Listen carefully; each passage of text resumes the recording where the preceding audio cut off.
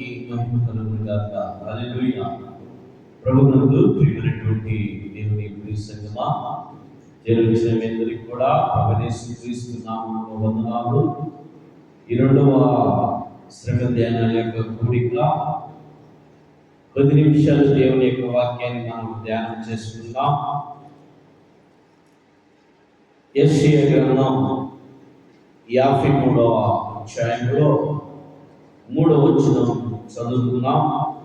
యెషయా గ్రంథం 53వ అధ్యాయం 3వ వచనం చదువుకుంటే వాక్య భాగం చూడు. అతడు తృణీకరింపబడిన వాడును, ఆయన మనుషుల వలన విసర్జింపబడిన వాడు ఆయన. చూడండి, అతడు తృణీకరింపబడిన వాడు ఆయన, మనుషుల వలన విసర్జింపబడిన వాడు ఆయన. చూడండి, అతడు తృణీకరింపబడిన వాడు ఆయన.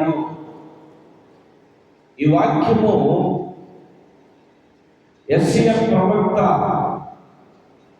క్రీస్తు పూర్వం 2000 సంవత్సరాల క్రితం యెషయా ప్రవక్త తెలియపరుస్తున్నటువంటి మాట ప్రవచనం ద్వారా.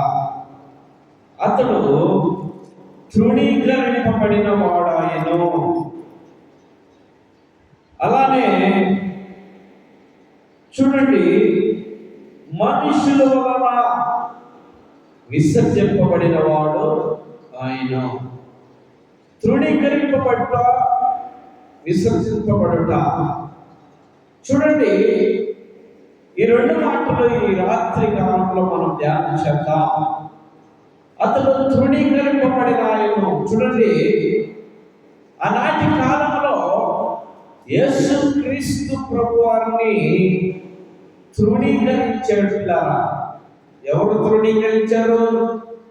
ఎవరు తృణీకరించుంటారో? స్వజనులే. స్వజనులు అంటే ఎవరు? యూదులు. చూడండి, స్వజనులే అనగా యూదులే తృణీకరింపబడ్డారు, తృణీకరించారు. యేసుక్రీస్తుని అనేక రకమైనటువంటి ప్రశ్నలతో ఆయన్ని తృణీకరించారు.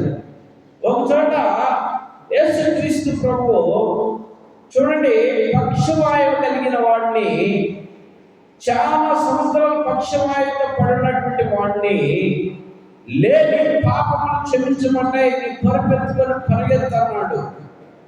లేని పాపములు క్షమించమంటే అన్నప్పుడు వెంటనే ఉన్నటువంటి వారు యేసుక్రీస్తు ప్రభుని ప్రశ్నలు వేయటం మొదలు పెట్టారు.